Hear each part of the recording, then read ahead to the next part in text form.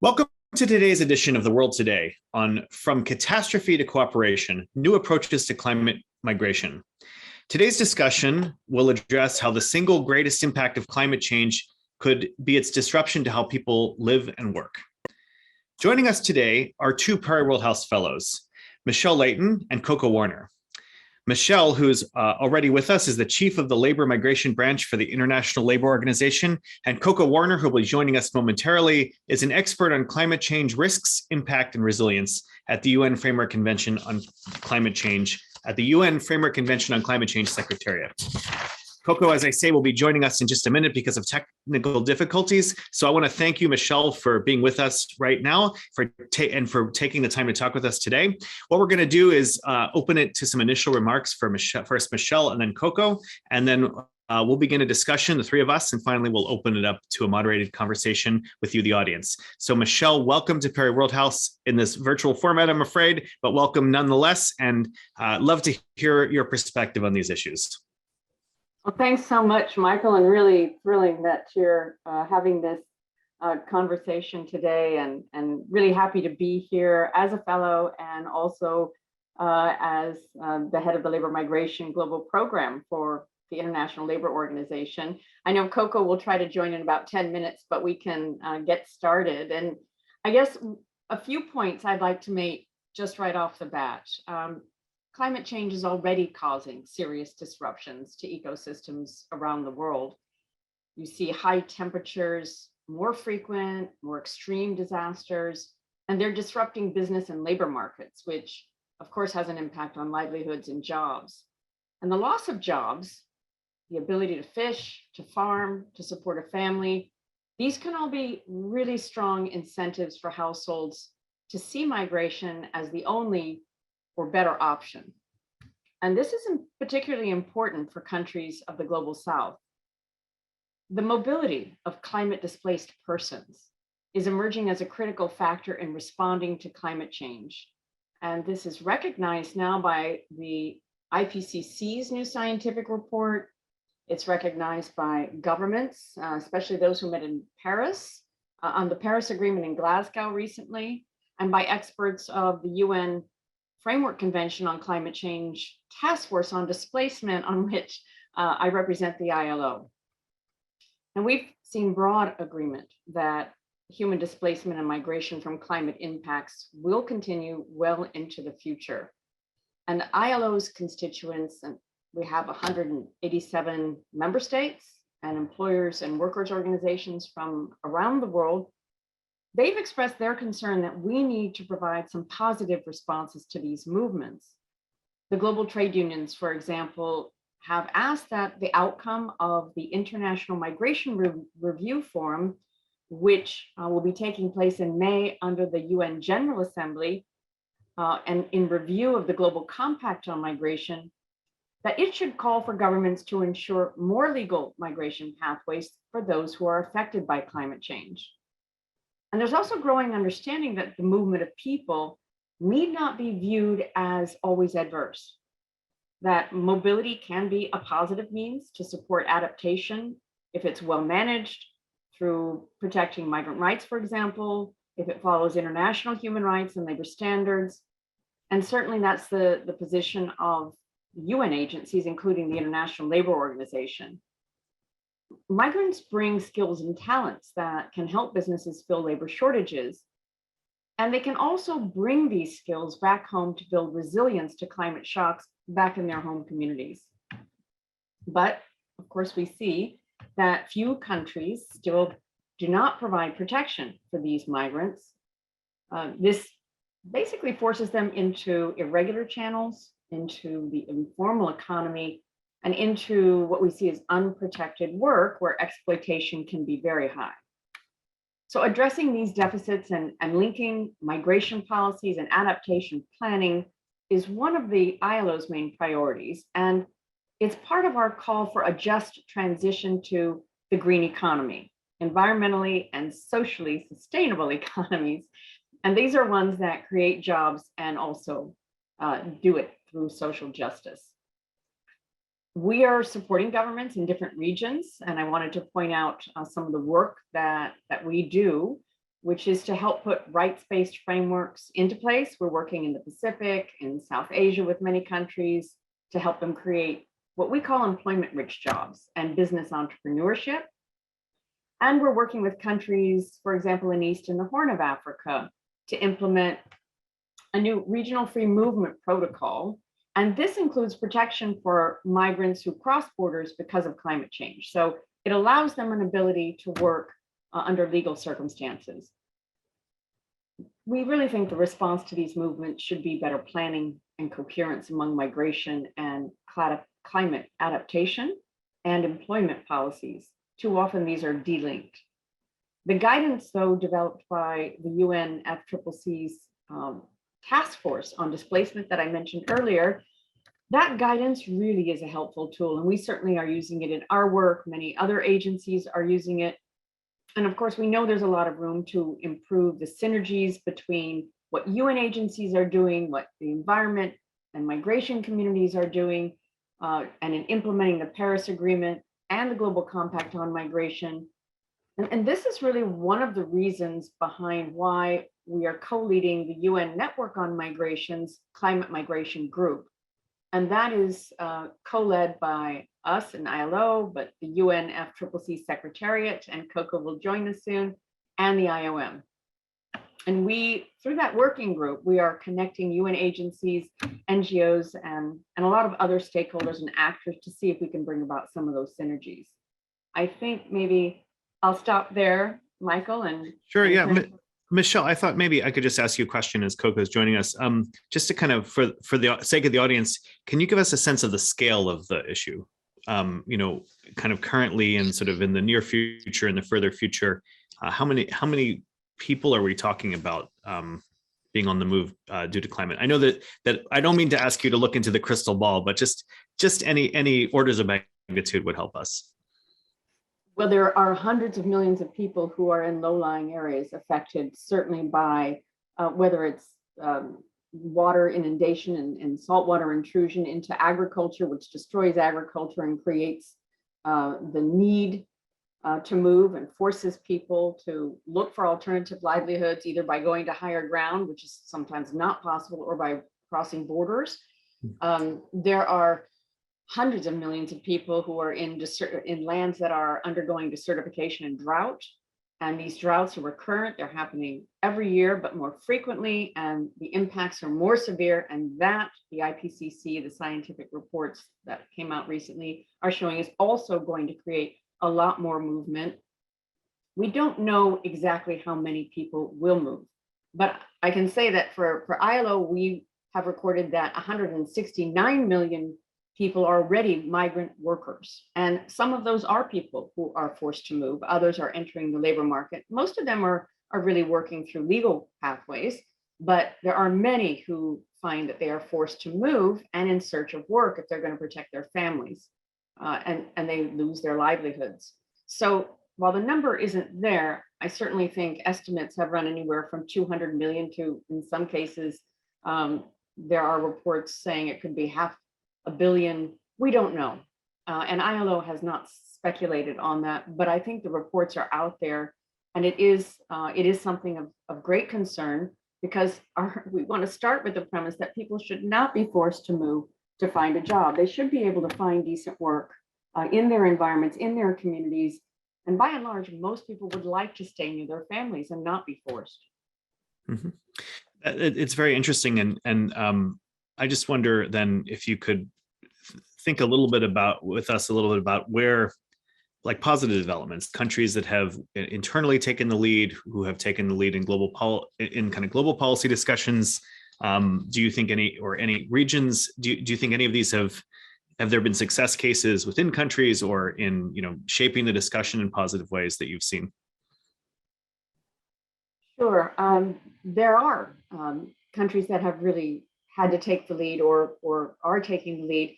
We are working with the Pacific Islands, for example, and they're adopting new labor migration and mobility frameworks that really consider future areas, like where will the jobs be that they can create? What kind of agreements can they have with other Asian Pacific islands, like New Zealand or Australia? Where can they partner with other countries even within the island states, to see about movement and mobility that could be positive.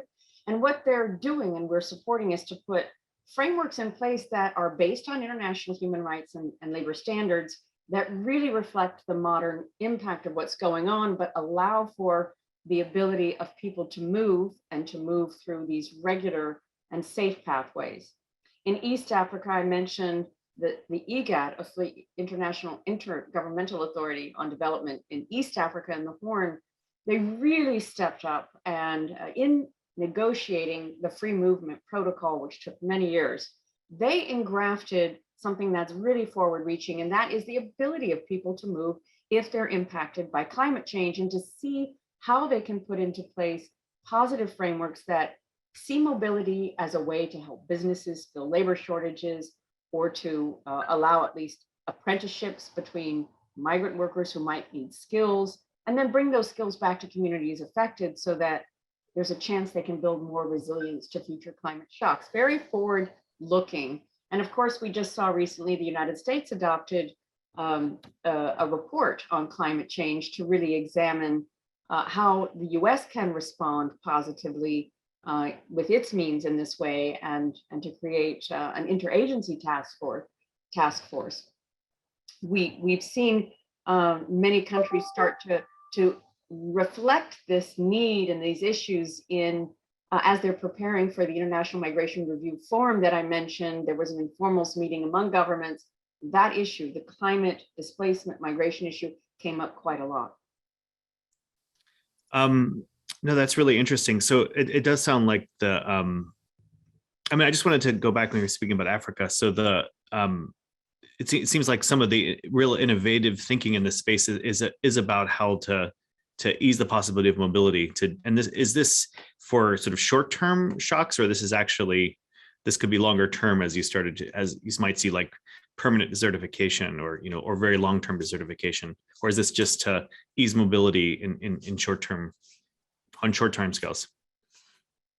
I think it really depends on the situation. Obviously, climate disasters can be, these rapid onset disasters have immediate shocks, and people are really forced to move and uprooted and don't have access to the means to live or survive sometimes. So they are forced immediately.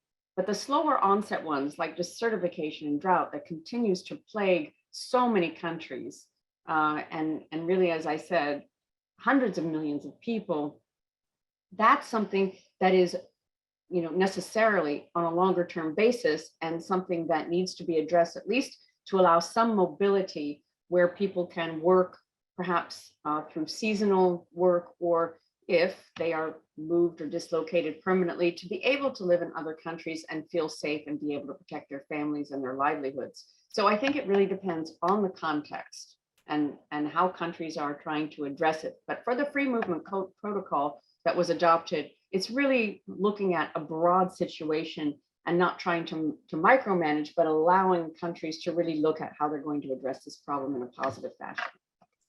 Thanks, Michelle. And I'm really pleased now that we've been joined by our second guest, Coco Warner, Michelle's fellow at Perry Worldhouse. Coco, we've started the discussion without you, but we wanted to give you a chance to say a few words about your work and the UNFCCC's work in thinking about mobility and climate change. The floor is yours, Coco, when you're ready. Thank you. Sorry for my late arrival, and I appreciate you starting, Michelle. I wish I could have heard all of your comments. It's great to be with you. I wanted to give a few points about the policy context. 2022 to 2023, as Michelle, you may have mentioned, is an important moment for several UN processes. Of course, this is the year when the Global Compact on Migration will have its first review. For the UNFCCC, this year and next are part of our first global stocktake of the Paris Agreement. And then the Sendai, for those of you who follow disaster risk reduction, the Sendai framework is under review. There's an important high-level look at sustainable development goals this year moving forward. So there's a lot going on. And it's a moment to take stock of where we are with climate change impacts and what that means for people on the move. So looking back just a few months, for those of you who were in Glasgow at COP26, there were several really important milestones. We started talking about finance in a completely different magnitude. Up until now, we've been talking about 100 billion as the aspirational goal for climate finance. And of course, we know that it will need to be more than that in terms of investment to make sure that people keep safe and that countries stay well below the temperature limit outlined in the Paris Agreement. In Glasgow, we started talking about trillions in terms of what countries need to invest. So that was a major step forward. And there's a lot that could be mentioned. Just in the past weeks, we've also gotten the second volume of IPCC's sixth assessment report for those of you who follow climate science. And what we know is, in spite of the good news, we have a long way to go. We're not yet on track for where we need to be this year with the first global stocktake, let alone towards next year when countries will make policy decisions. And that has real tangible implications for people on the ground, as Michelle was saying, who are facing drought and a number of adverse circumstances. So I'm curious about where we go from here. There's a gap, and I'll mention this, and then Michael, I'll hand the baton back to you. This year, headed into our COP27 in Egypt, there are at least three things that I'll mention. I've mentioned global stocktake. We have a new work program on the global goal on adaptation. We have a new dialogue on kickstarting a work program on climate finance to look at what are the needs going to be, what particularly longer term. And there's much more work ahead. But I think just a standing question that many of us working on climate change and migration, displacement, planned relocation ask is, we know what it looks like for people to be fleeing today.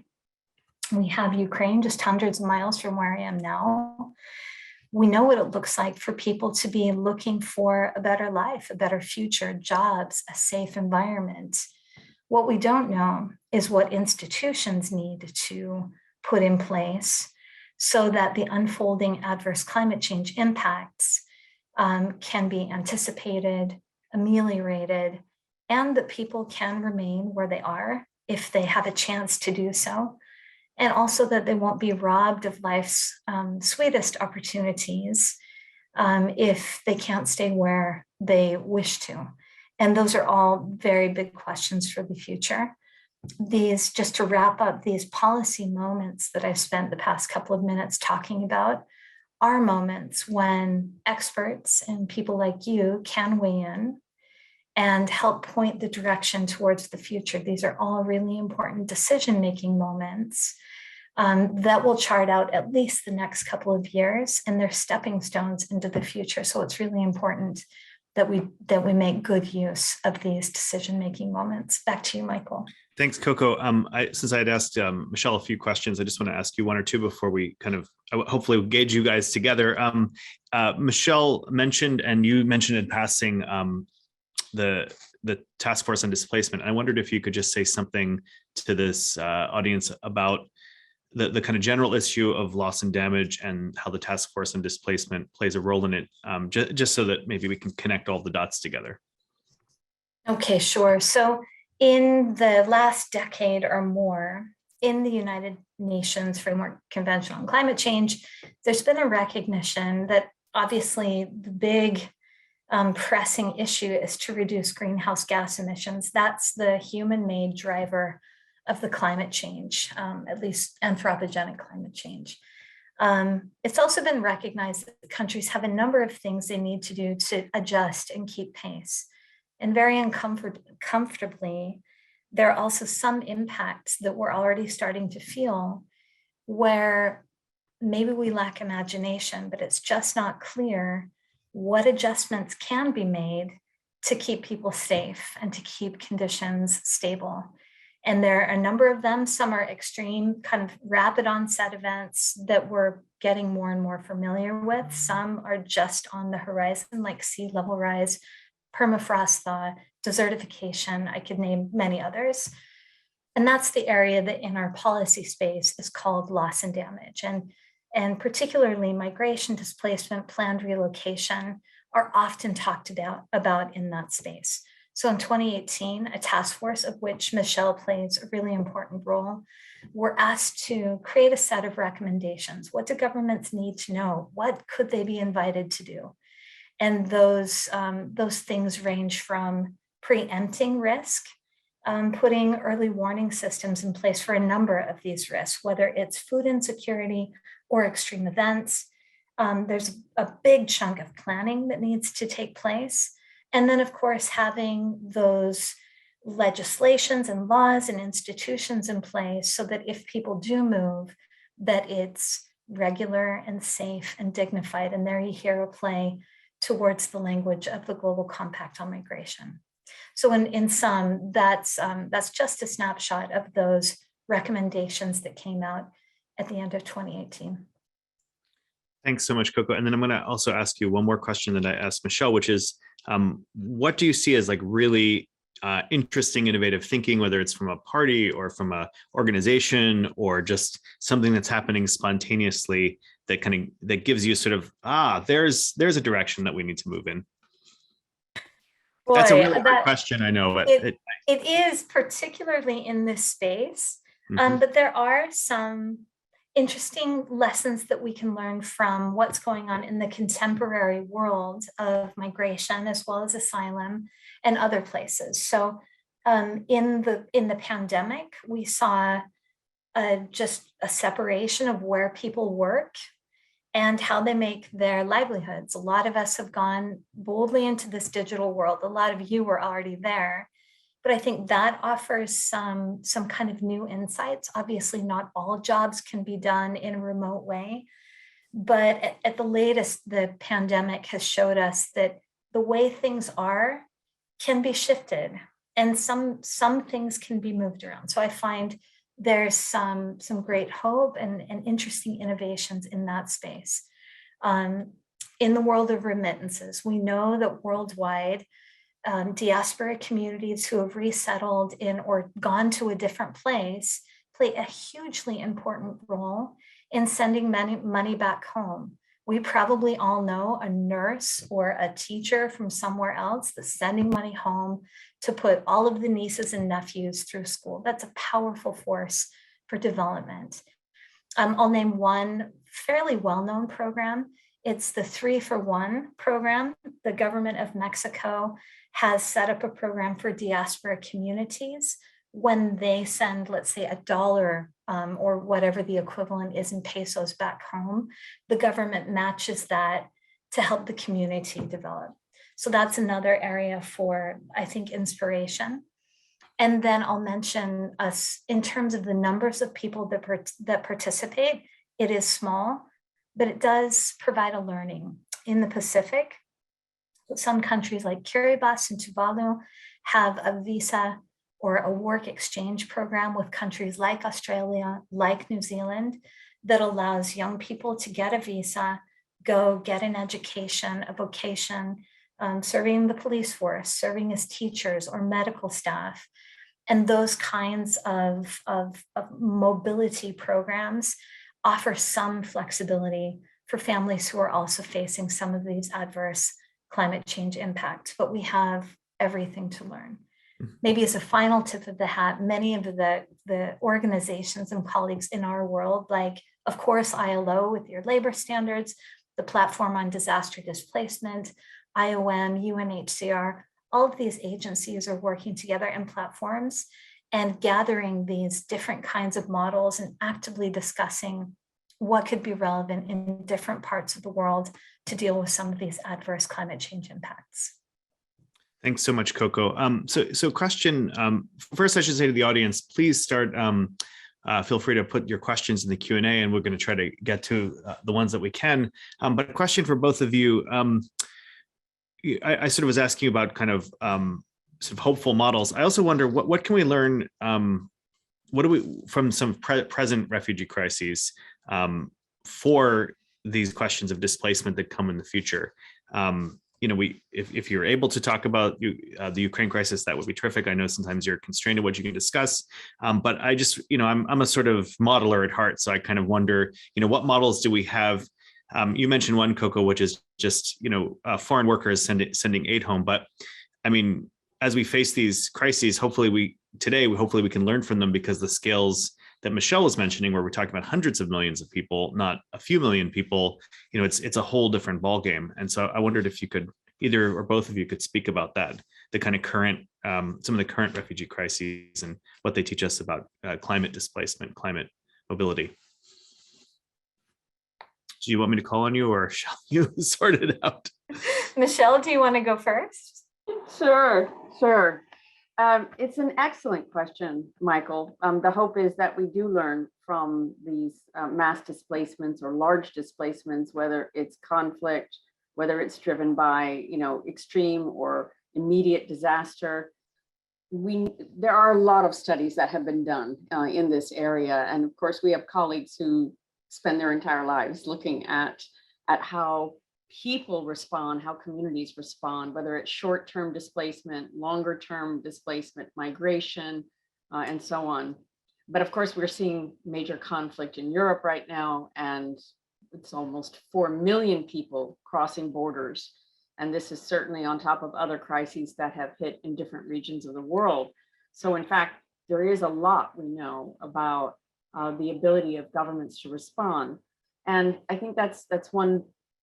The lack of preparation is one reason why early planning is really seen as a way to sort of prevent huge impacts. There are some who believe that crisis really strikes countries in emerging economies or countries in the South because they don't have the means and resources to deal with or to prepare like some of the larger industrial countries for huge displacement due to some disasters and impacts. But of course, large countries, even like the United States, have issues trying to deal with these. Katrina was, of course, of note. So planning and preparation is absolutely key, and countries need the technology, the resources.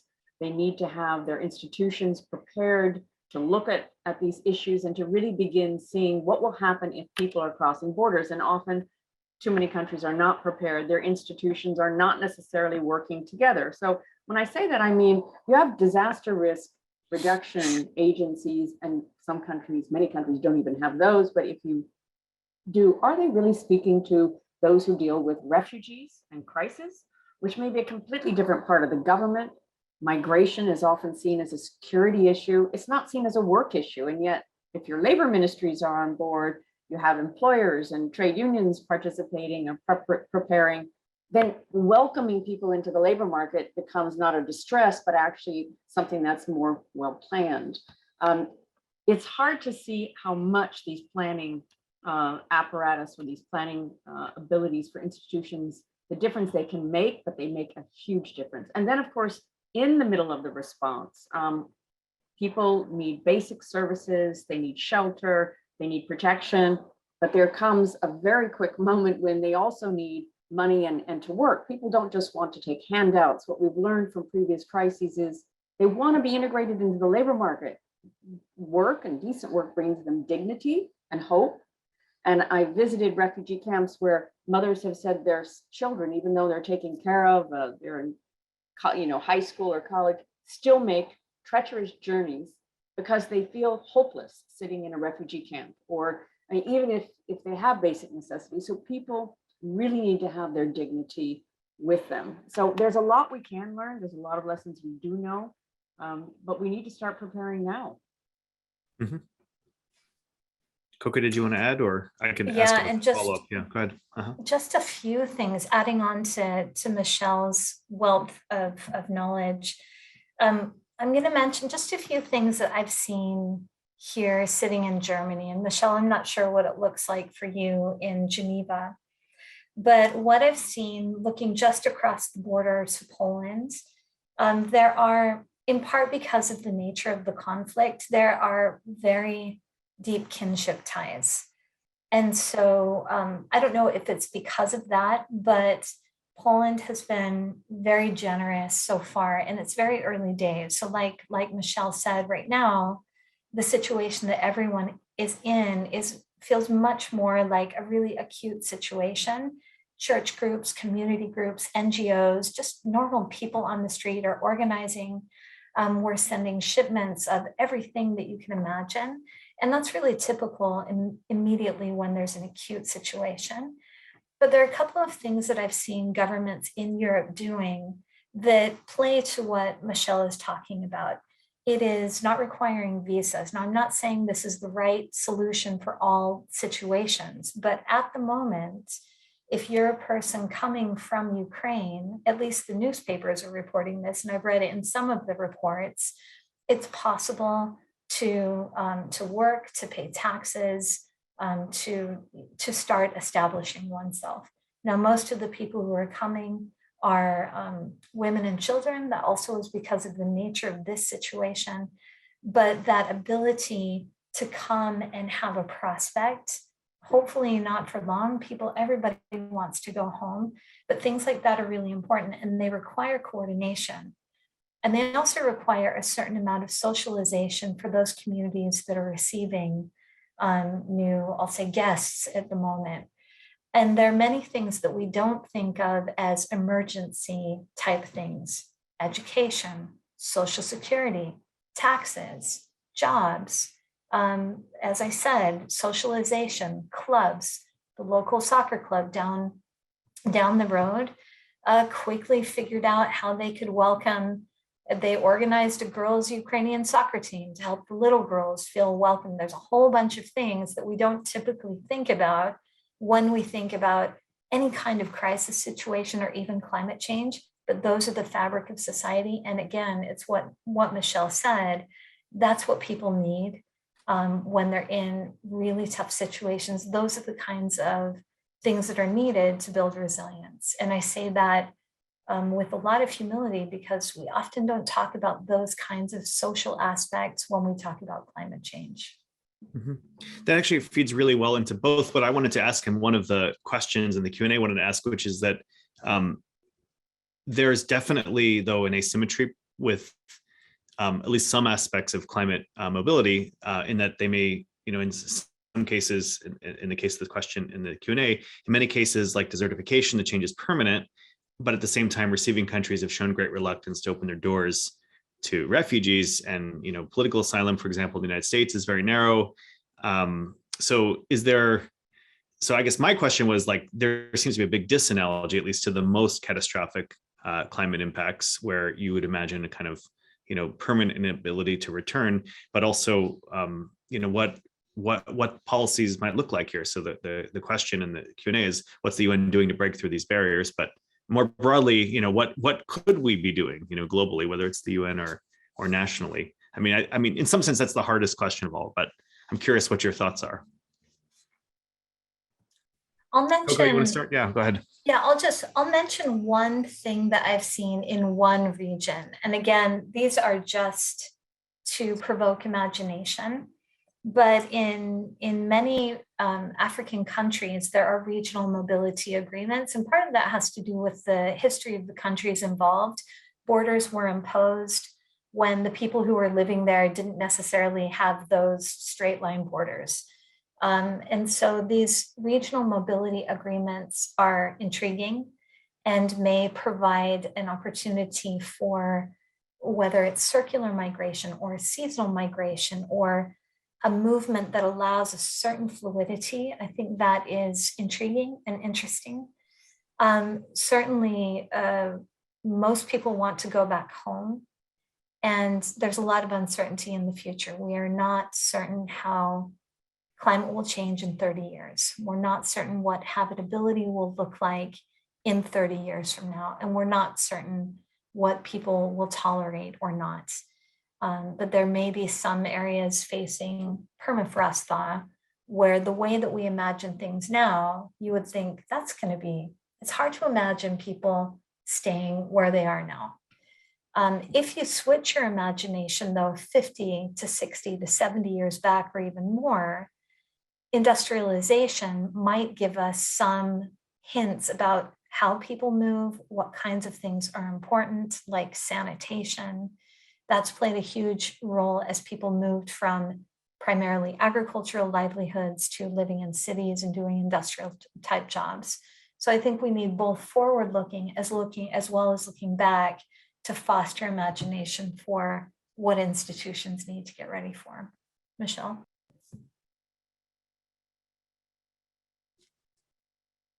Thanks, Coco, for that really, really interesting and thoughtful response. I looked at the question as well regarding desertification and the disconnect. I mean, I think the elephant in the room is one that you might have had an underlying bit of your question, Michael, and that is that, or the underlying point of the question, is that countries really look differently at different forms of migration and refugee situations. So they may start out welcoming open arms, and then at some point it becomes high tensions. And at some points, we can look back at the last 15 years, the Syrian refugee crisis, we see that that countries start closing their borders, and they become less charitable. Communities really are different in the way they approach the migration or refugee situation, but one thing is certain and one thing is consistent. It is very highly volatile in many places, and it's an issue that can paralyze communities, especially if leaders promote extremism or take a tack that they want to shut out other communities and they're not charitable. They don't see the benefit of allowing people in. And so this colors often the way that communities respond in the longer term. So when you look at desertification and drought and those longer term issues that have gone on for decades, and you look at extreme hazards, you see temporary protected status, which is what Europe has just given to refugees in Ukraine, as being a response that's immediate, short term. As soon as the crisis is over, you can go back to your countries. Whereas in desertification and lands that may never come back, or areas which cannot grow life anymore, or areas in which the climate is too extreme, what will happen when that goes on for decades? Many refugee situations are protracted anyway. The average refugee is now in place 22, 25 years. That's a very long time. Whole generations grow up. Children are born in these new countries. So governments have a real challenge to deal with these longer term issues. Climate, of course, is an existential issue. So every country needs to work together. And it is not something that one country alone can address. Migration is not something that one country alone can address. So there has to be some discussion, a real discussion about how countries will consider bringing social justice to this issue and protecting people who are forced to move. And this may require looking at, again at the kind of more short-term response policies and needing to look more longer term. Thanks. So lots of interesting questions pouring in. So just to change directions a little bit, although picking up on some of the things both of you said at the end of your comments, one of our questions is, can either of you speak to the issue of long-term mental health consequences like PTSD, anxiety, depression, et cetera, of climate migration? Do we know about these consequences, and are there what systems need to be put in place to manage them? Michelle, do you want to start, or? You know, we don't have any studies at the ILO on this, at least for climate displacement, climate migrants, but certainly there are all kinds of studies on refugees and protracted situations about mental health.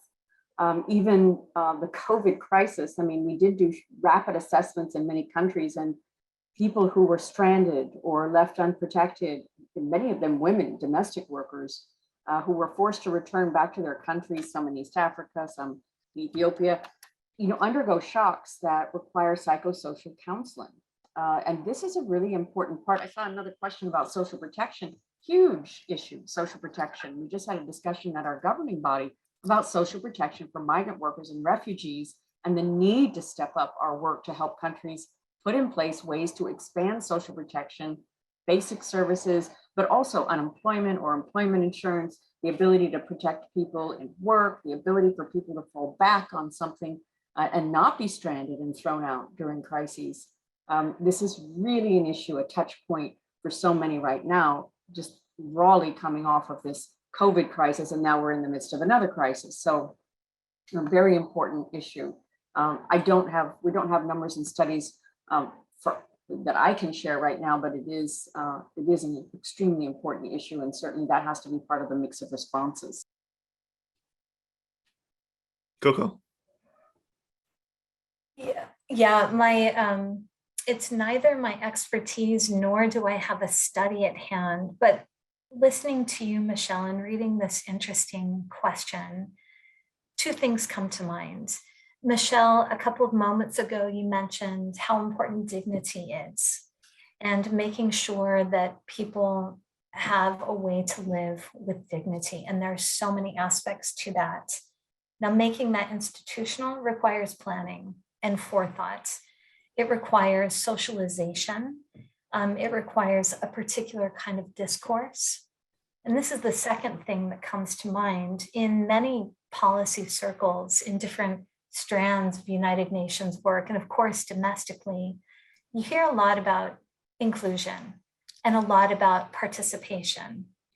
And my sense is, without an expert grounding in mental health, but my sense is the more that people have an ability to shape their lives as they move through difficult situations, and collectively, climate change is something that we've never experienced before, and we will experience it together. Trying to build as much volition and as much participation as possible for people that are affected by adverse impacts, whether they're migrant communities, diaspora, et cetera, you name it, we're all facing, whether it's forest fires or floods, or I could go on, extreme heat events. The more that policy processes include people, hear their voices, allow space for grieving, and also dampen stress as much as possible, my sense is that those will actually be very important public health measures, let alone all of the climate policy that we're talking about. And then maybe Coco, I mean, this again maybe is an unfair question, but I just wonder, has it come up like in those discussions in the task force on displacement, or in the loss and damage discussions more generally? Does climate health comes up a lot, where people are thinking about mosquito vectors and things, but I just in civil society, one hears a lot about climate anxiety and mental health issues. I just maybe this is a more general question. Has this penetrated the policy discussion yet? So Michelle, on task force and displacement, maybe I can put that to you since you're on the task force. But certainly under loss and damage, we have a substream called non-economic loss. And these types of issues, identity, social cohesion, occasionally mental health do come up. And of course, we also look at health, particularly where pointed issues like mental health are raised, are by some of our very active stakeholder groups. We have an interest group on looking at disabilities and the special things that people with whatever kind of disabilities bring to society, as well as some of their particular needs that need to be taken account. UN Women, we have youth that are very active. And often these stakeholders raise the voice and cast a spotlight on some of the under-illuminated issues like mental health. So just mentioning a couple, and Michelle, I'm not sure if you wanted to weigh in on the task force. I think what you've said, Coco, are the things that have been examined, a bit in discussions, but really, studies on climate displacement and the psychological issues related to migrants, let's say, and those displaced, that's been studied, I think, more in the context of rapid onset disasters, huge disaster storms, hurricanes, that sort of thing. But not necessarily for longer term climate impacts, and not necessarily at the scale of what we're talking about that would be global. But certainly that's something that, as Coco said, there's room and space to do so. I think it's a conversation we need to move more into. Thanks. The next question I wanted to ask you is more of a legal question, and it's, will climate refugees be able to access refugee resettlement schemes that currently exist in countries like Canada and the UK for war refugees? It comes up a lot, so I figured I'd ask it because I think the audience is curious. Well, I guess, since I'm a lawyer, I'll perhaps we'll start, Coco, then throw you into the deep end. It's at the beginning of a joke. A lawyer and an economist talk about climate refuge. No. Yeah, no. In all seriousness, I mean, there are the protection standards that are out there, UNHCR's standards, and certainly the 1951 Refugees Convention.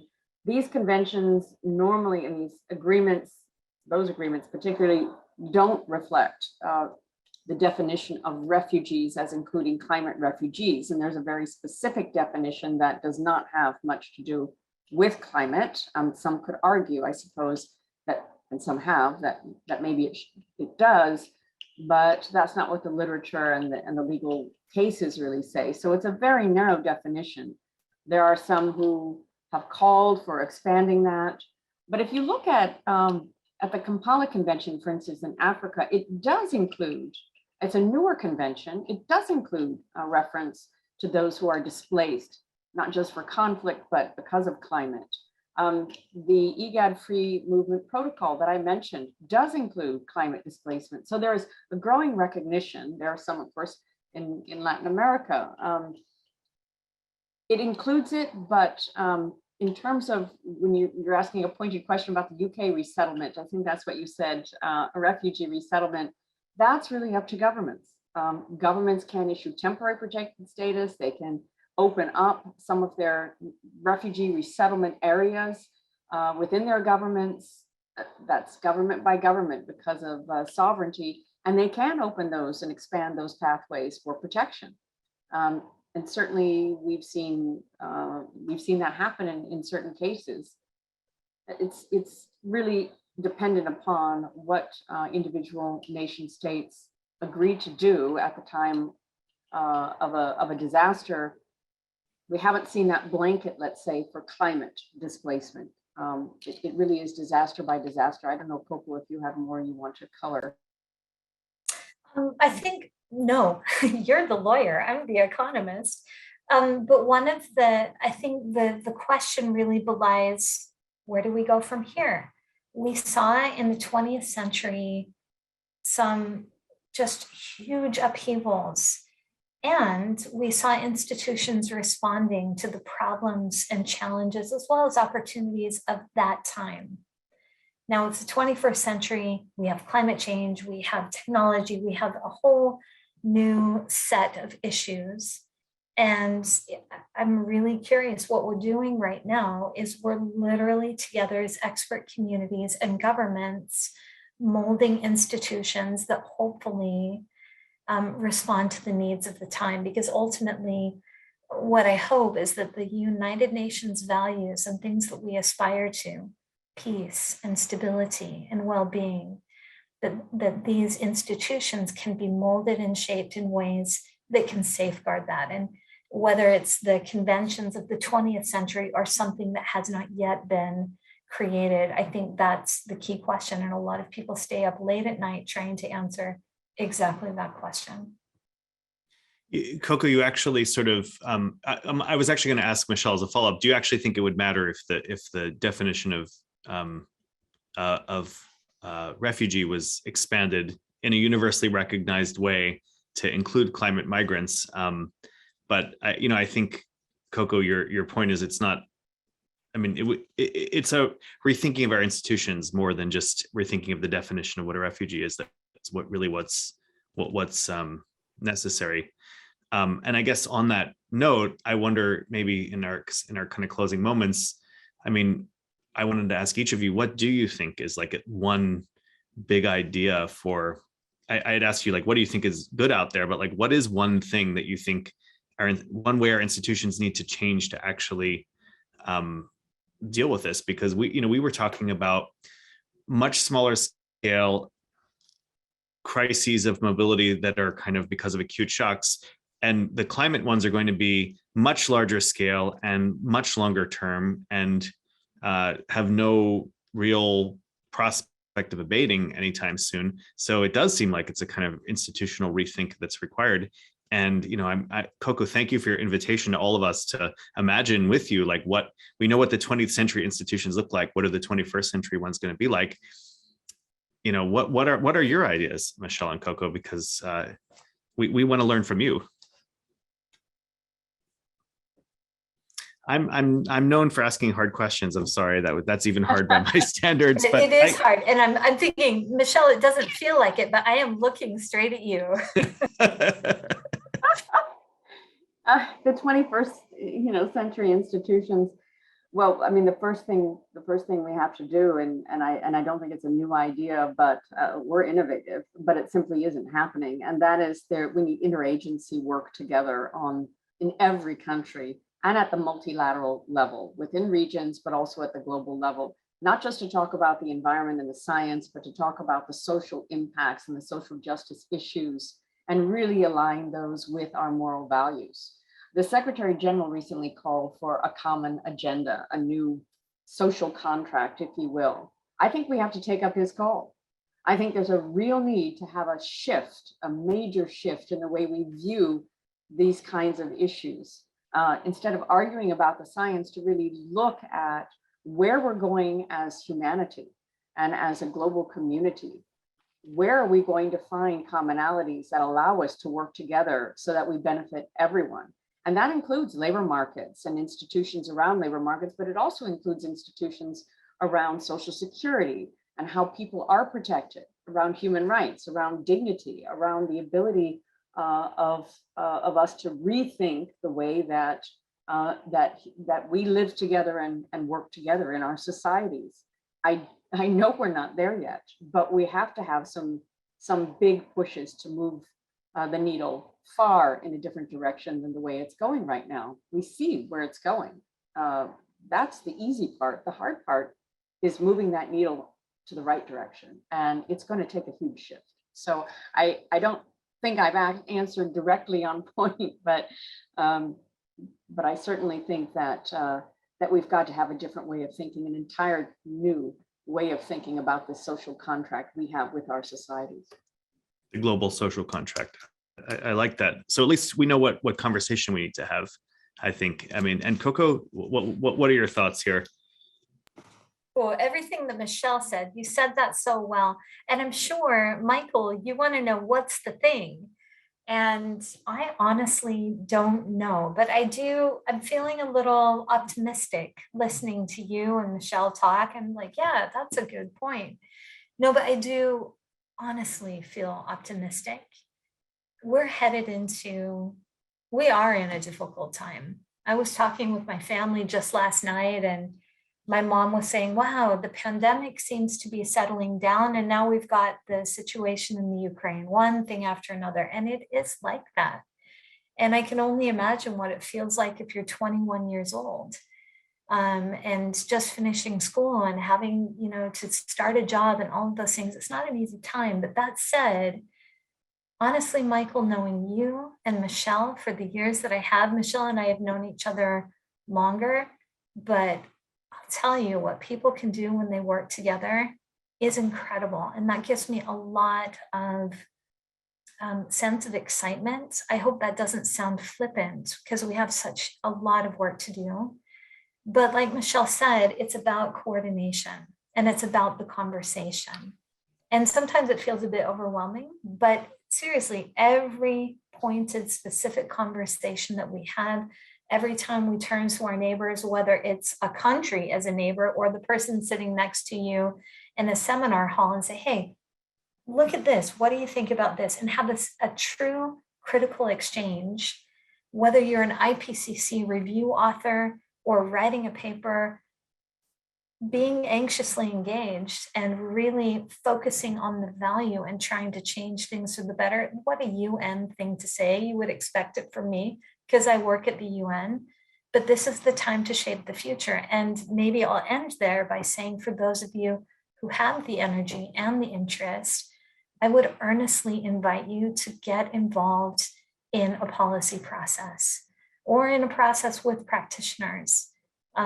Because with Michael, if you ask Michael or any number of the people, Michelle, who are actively engaged in the United Nations in one or the other policy process, a little bit of foresight, a couple of sleepless nights writing one paper and talking, like I just said, with one delegate or another delegate and saying, hey, would this idea help you? Would this example help you? Before you know it, countries are talking about your idea and seeing if that might be the viable institution for the future. Thank you so much, Coco. And thank you so much, Michelle. It was really a pleasure to have both of you here today. And I know we're just scratching the surface of these really complex issues, but look forward to in the coming weeks, months, years, going deeper with both of you. Thank you also to the audience for taking the time to join us for this event today.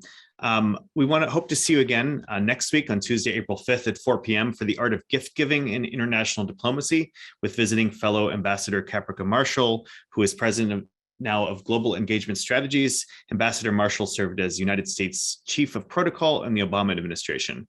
And then on Tuesday, April 19th at 4 p.m., we'll be having a Global Lens program on the vow from Hiroshima, film advocacy and nuclear disarmament, co-sponsored with the Center for East Asian Studies.